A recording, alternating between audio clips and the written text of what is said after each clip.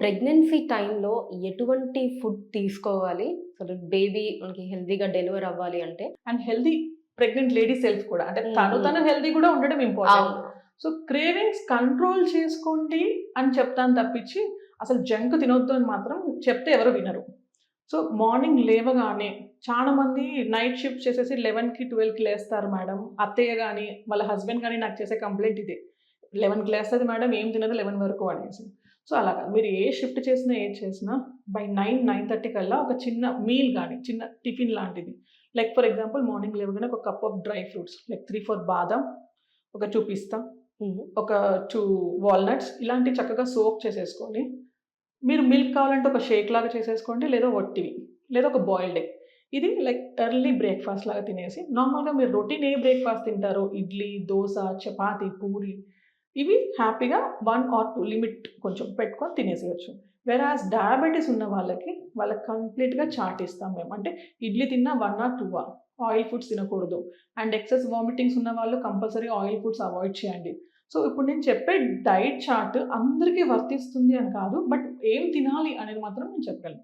So dry fruits, boiled egg, ఒక glass milk and routine breakfast, దీంట్లో ఏదో ఒకటి మీ డైట్లో ఇంక్లూడ్ చేసుకోవచ్చు.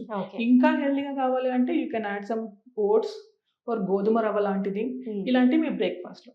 And coming to lunch part, lunch చేయడానికి ఒక 1/2 hour 40 minutes ముందే ఒక క్యారెట్, ఒక కీరా లాంటిది, మొలకలు, టమాటో, ఇలాంటి ఒక చిన్న salad, uncooked food which is healthy, అదొక బౌల్ తింటే మంచి ఫైబర్ వెళ్తుంది. ఈ ఫైబర్ ఇంపార్టెన్స్ ఏంటంటే first 3 months of pregnancy and last 3 months of pregnancy constipation అంటే మోషన్స్ ఫ్రీగా అవ్వవు, అలాంటి వాళ్ళకి ఈ ఫైబర్ చాలా హెల్ప్ చేస్తుంది. నెక్స్ట్ తినే లంచ్లో రైస్ ఒక కప్పు, కర్రీ 2 cups.